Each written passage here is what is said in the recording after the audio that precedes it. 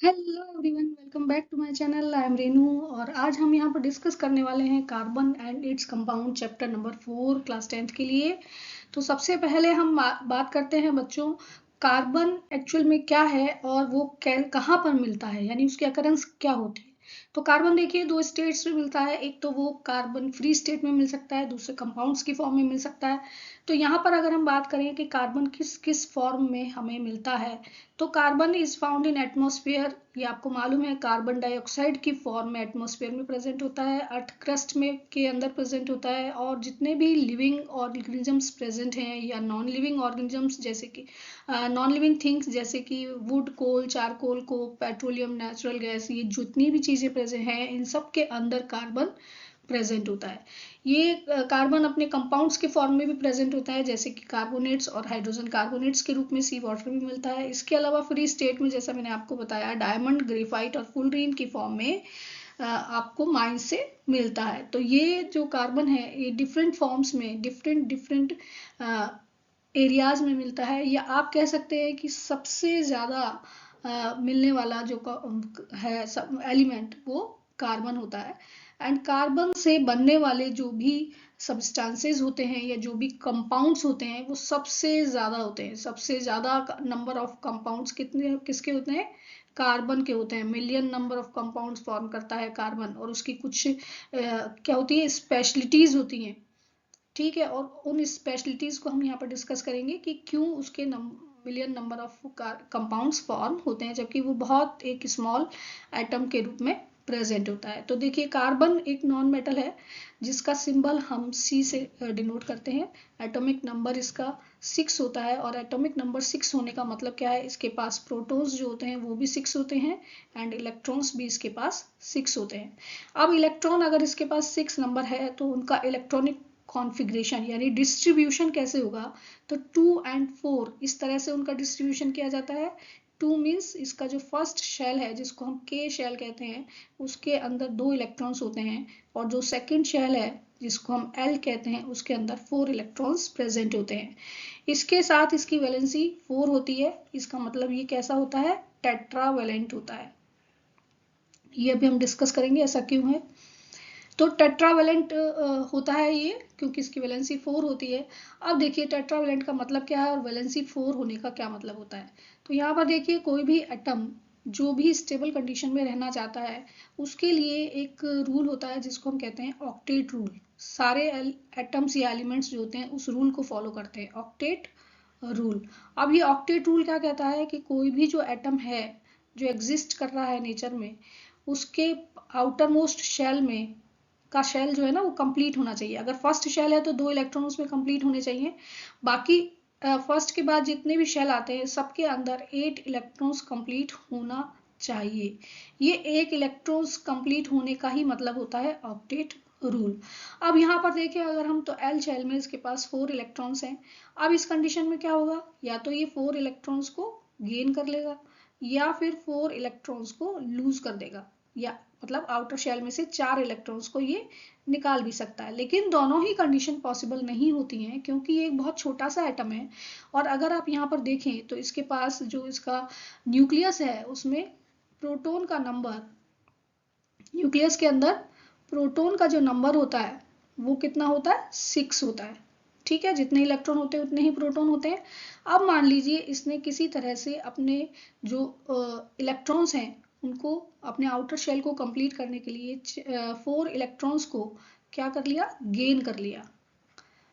अगर वो गेन करता है 4 इलेक्ट्रॉन्स तो इलेक्ट्रॉन्स का जो टोटल नंबर है वो कितना हो जाएगा, 6 प्लस 4, 10 इलेक्ट्रॉन्स उसके पास हो जाएंगे। एंड ये क्या हो गया, इलेक्ट्रॉन्स हो गए उसके पास अगर वो गेन करता है, और प्रोटॉन का नंबर वहां पर रहेगा 6। ठीक है, तो ये पॉसिबल नहीं होगा कि इतने कम नंबर ऑफ प्रोटॉन्स इतने ज़्यादा इलेक्ट्रॉन्स को कैरी कर पाए या उसका लोड ले पाए। और ये नेचुरल है कि कोई भी इलेक्ट्रॉन जब ऐड होता है या बाहर निकलता है तो उसमें बहुत सारी एनर्जी खर्च होती है। मतलब दोनों ही कंडीशन में, चाहे वो गेन किया जा रहा है चाहे वो लॉस किया जा रहा है, तो प्रोटॉन उस पूरे क्लाउड को, इलेक्ट्रॉन क्लाउड को होल्ड नहीं कर पाएंगे अगर 10 इलेक्ट्रॉन उनके पास हो जाते हैं, तो this is not possible, gaining of electron possible नहीं होती है। लॉस ऑफ इलेक्ट्रॉन क्यों नहीं होता है, तो देखिए लॉस ऑफ इलेक्ट्रॉन जब करेगा तो आउटर शेल में से इसको 4 इलेक्ट्रॉन्स अगर लॉस कर देता है, तो इसके पास टोटल नंबर ऑफ इलेक्ट्रॉन कितने बचेंगे, सिर्फ 2 इलेक्ट्रॉन बचेंगे इसके पास। माइनस कर दिए इसने इलेक्ट्रॉन्स, 2 इलेक्ट्रॉन्स बचेंगे सिर्फ, और क्योंकि आउटर शेल इसका पूरा रिमूव हो जाएगा, और उस कंडीशन में भी प्रोटॉन का नंबर जो होगा वो 6 रहेगा, प्रोटॉन में कहीं भी कोई चेंज नहीं होता है, एंड इलेक्ट्रॉन सिर्फ 2 होंगे, तो ये भी अनस्टेबल हो जाएगा, क्योंकि ये जो इसका कॉन्फ़िगरेशन है ये भी पॉसिबल नहीं होगा। तो इसलिए ना तो ये लॉस कर सकता है अपने इलेक्ट्रॉन को, ना ये अपने इलेक्ट्रॉन्स को गेन कर सकता है, दोनों ही कंडीशंस पॉसिबल नहीं है। उस कंडीशन में इसके पास क्या रास्ता बचता है, अपने ऑक्टेट को कंप्लीट करने के लिए ये अपने इलेक्ट्रॉन्स को शेयर कर देता है।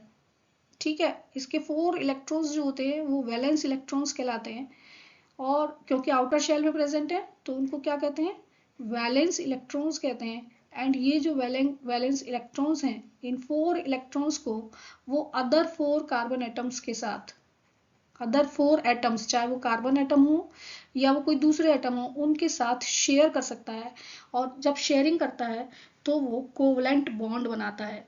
तो इस तरह से ये क्या शो करता है, टेट्रावेलेंसी शो करता है। क्लियर।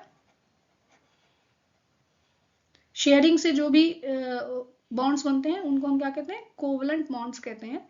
एंड इस प्रोसीजर को हम क्या कहते हैं, टेट्रावेलेंसी। उसकी वैलेंसी 4 हो जाती है, इसलिए इसको हम टेट्रावेलेंट कहते हैं, या इस जो कंडीशन है इसको टेट्रावेलेंसी कहा जाता है। आई थिंक ये आपको क्लियर हो गया होगा। अब देखिए versatile nature of carbon. Carbon एक बहुत छोटा सा एटम है, बहुत छोटू सा स्मॉल सा एक एटम है, और उसकी नेचर जो होती है बहुत वर्सेटाइल होती है, यानी बहुत डिफरेंट तरीके से वो अपने कंपाउंड्स को फॉर्म करता है। इसीलिए नंबर ऑफ कंपाउंड्स, मैंने बताया कि मिलियन नंबर ऑफ कंपाउंड्स बनाता है वो, और वो मिलियन नंबर ऑफ कंपाउंड्स बनाने के लिए, या वर्सेटाइल जो नेचर है उसकी डिफरेंट नेचर्स जो अलग अलग तरीके से काम आती है, उसके लिए कुछ पॉइंट्स हैं यहाँ पर हम डिस्कस करेंगे। तो सबसे पहली चीज होती है टेट्रावेलेंसी, क्योंकि इसके पास 4 आउटरमोस्ट शेल में 4 इलेक्ट्रॉन्स एक्स्ट्रा हैं, यानी कि वो उन इलेक्ट्रॉन्स को शेयर कर सकता है। तो वो 4 अदर एटम्स के साथ, या खुद अपने ही कार्बन, जैसे कार्बन एटम्स के साथ शेयर कर लेता है, और उससे कोवलेंट बॉन्ड्स बनाता है, इसलिए इसको हम कहते हैं टेट्रावेलेंट। और इसी वजह से इसके नंबर ऑफ जो कंपाउंड्स हैं वो ज्यादा होते हैं। क्लियर। तो टेट्रावेलेंसी उसका एक मेन रीजन है कि क्यों carbon million number of compounds form करता है। दूसरा जो इसका इंपॉर्टेंट पॉइंट है वो है कैटिनेशन। कैटिनेशन एक कार्बन एटम की वो प्रॉपर्टी होती है जिसमें कार्बन ज्वाइन होता है दूसरे अदर कार्बन एटम्स के साथ, या और दूसरे एटम्स के साथ कोवलेंट बॉन्ड बनाते हुए लंबी स्ट्रेट ब्रांच्ड और रिंग्स चेन बना लेता है। और ये जो प्रॉपर्टी होती है joining of carbon atom in the form of straight chain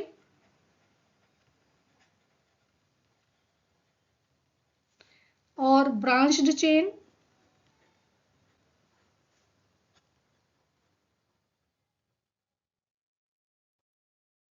और रिंग,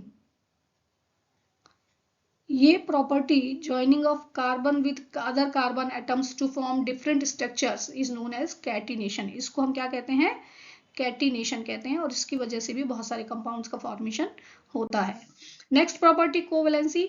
कोवैलेंसी जैसा कि अभी टेट्रावेलेंस में हमने बात की कि वैलेंसी ही है, लेकिन स्मॉल साइज होता है इस एटम का, बहुत छोटा साइज है ये। तो कोवलेंट बॉन्ड बनाता है, और कोवलेंट बॉन्ड या तो वो दूसरे एटम्स के साथ बनाता है, या अपने जैसे खुद एटम्स के साथ बना लेता है। वो सिंगल बॉन्ड के रूप में हो सकते हैं, डबल बॉन्ड के रूप में हो सकते हैं, या ट्रिपल बॉन्ड के रूप में कोवलेंट बॉन्ड्स बनाए जाते हैं। तो ये कहलाती है कोवैलेंसी। टेट्रावेलेंट का मतलब 4 इलेक्ट्रॉन्स को शेयर करता है, यहाँ पर हम कोवैलेंसी की बात कर रहे हैं, इसका मतलब वो कोवलेंट बॉन्ड को बनाते हुए अदर एटम्स के साथ सिंगल बॉन्ड, डबल बॉन्ड या ट्रिपल बॉन्ड से जुड़ा होता है, और इस प्रॉपर्टी को हम कहते हैं कोवैलेंसी। ठीक है, इसीलिए इसके नंबर ऑफ कंपाउंड्स मिलियंस में होते हैं, क्योंकि सिंगल बॉन्ड के साथ बहुत सारे कंपाउंड्स हैं, फिर डबल बॉन्ड के साथ बहुत सारे कंपाउंड्स हैं, फिर ट्रिपल बॉन्ड के साथ बहुत सारे कंपाउंड्स हैं, फिर अदर एटम्स के साथ बहुत सारे कंपाउंड्स हैं, तो इसलिए उनका नंबर बहुत इंक्रीज हो जाता है। नेक्स्ट हम बात कर रहे हैं आइसोमरिज्म। आइसोमरिज्म भी इसकी एक प्रॉपर्टी कार्बन की। तो property of carbon atoms to form different structures, carbon atom की वो प्रॉपर्टी जिसमें कि वो डिफरेंट स्ट्रक्चर्स शो करते हैं सेम मॉलिक्यूलर फॉर्मूला के साथ, और इसीलिए उनका number of carbon compounds increase हो जाता है। ठीक है, जैसे कि अभी यहाँ पर हम एग्जांपल लें कि ब्यूटेन ले लें एक एग्जांपल, और ब्यूटेन का अगर हम मॉलिक्यूलर फॉर्मूला देखें तो होता है C4H10। ठीक है, अब यहाँ पर आप देख रहे हैं ब्यूटेन सिर्फ एक ही है C4H10, लेकिन इसके अगर हम स्ट्रक्चरल फॉर्मूले बनाए डिफरेंट, तो यहाँ पर आप देख पा रहे हैं इस डायग्राम में हम दो तरह से इसको जोड़ सकते हैं। एक तो एक स्ट्रेट चेन के रूप में जुड़ जाता है, दूसरा ब्रांचिंग के रूप में, इसमें एक ब्रांच बन जाती है और ब्रांच के तरीके से जुड़ जाता है, तो दो अलग अलग कंपाउंड फॉर्म हो जाते हैं। एक कहलाता है ब्यूटेन और दूसरा कहलाता है आइसोब्यूटेन। दोनों का फॉर्मूला सिमिलर है, C4H10 से ही बनाए गए हैं, लेकिन इनका स्ट्रक्चर डिफर है, इसका स्ट्रक्चरल फॉर्मूला डिफर है, बस मॉलिक्यूलर फॉर्मूला सिमिलर है। C4H10 से दो कंपाउंड फॉर्म हो जाते हैं। तो इस तरह से आइसोमरिज्म भी इसके वर्सेटाइल नेचर को शो करता है। अब बच्चों हम बात कर रहे हैं यहाँ पर एक क्वेश्चन जो कि अभी हमने आइसोमरिज्म में पढ़ा, how many isomers are possible for pentane. Pentane के लिए कितने आइसोमर्स पॉसिबल होते हैं। तो सबसे पहले हम अगर फॉर्मूला देखें पेंटेन का, तो C5 होता है, पेंटेन का मतलब C5 एंड H12। ठीक है, ये इसका एक सिंपल फॉर्मूला है। इसके लिए देखिए आप C5 को जोड़ दीजिए तो इससे कितने आइसोमर्स पॉसिबल होंगे, 1 2 3 4 5। अगर हम स्ट्रेट के रूप में देखते हैं तो इस तरह से ये हो जाएगा, जिसको हम कहते हैं नॉर्मल पेंटेन एंड पेंटेन। ठीक है, फिर हम इसको ब्रांच कर सकते हैं, यानी कि इसकी ब्रांचिंग अगर कर दी जाए तो इस तरह से हम इसको शो कर सकते हैं, और ये कहलाता है आइसोपेंटेन। नेक्स्ट अगर हम बात करते हैं बच्चों, अगर ये और ब्रांचिंग इसमें कर दी जाती है तब देखिए आप इसको इस तरह से लिखा जा सकता है, और अगर आप इस तरह से इसको शो करते हैं तो ये कहलाता है नियो पेंटेन। तो इस तरह से आप यहाँ पर ये सारे कार्बन जो है ना हाइड्रोजन के साथ भी जुड़े हुए हैं। ठीक है, इसमें आप कंफ्यूज नहीं होइए, ये बहुत एक सिंपल सा फॉर्मूला है जिसको हम सिर्फ स्ट्रेट चेन में जोड़ देते हैं तो नॉर्मल पेंटेन कहलाता है। ब्रांच कर दी जाती है तो वो आइसो बन जाती है, और अगर उसमें ब्रांचिंग डबल हो जाती है तो फिर उसको हम नियो पेंटेन भी कहते हैं। तो इस तरह से इसके 3 फॉर्मूले हम बना सकते हैं। एंड इसके बारे में, आइसोमर्स के बारे में आप और सीनियर क्लासेस में जब पढ़ेंगे तो बहुत डिटेल में पढ़ेंगे, बहुत बड़ा टॉपिक है, लेकिन आपके पॉइंट ऑफ व्यू से इतना ही हम आज यहाँ पर आपको डिस्कस करेंगे कि आइसोमर्स एक्चुअल में क्या होते हैं। आइसोमर्स का मतलब होता है कि ऐसे कंपाउंड्स जिनका मॉलिक्यूलर फॉर्मूला तो सेम होता है, जैसे हम यहाँ बात कर रहे हैं C5H12 की, लेकिन उनके स्ट्रक्चरल फॉर्मूले डिफरेंट होते हैं, तो डिफरेंट कंपाउंड्स फॉर्म हो जाते हैं, वो ये सब आइसोमर्स कहलाते हैं। ये पेंटेन के आइसोमर्स हैं, अलग अलग फॉर्मूले नहीं है इनके, फॉर्मूले सिमिलर हैं लेकिन इनके स्ट्रक्चर डिफरेंट है, इनको हम आइसोमर्स कहते हैं।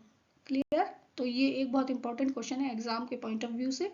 So that's all for today, and next video में बने रहिए मेरे साथ, सब्सक्राइब करिए चैनल को और इसको ज़्यादा से ज़्यादा लाइक करिए, कमेंट करिए, जिससे कि आगे आने वाले वीडियोस की नोटिफिकेशन आपको टाइम से मिलते रहें। और नेक्स्ट टॉपिक में भी हम कार्बन से रिलेटेड ही एक टॉपिक लेके आएंगे। तो थैंक्स फॉर वॉचिंग अगेन।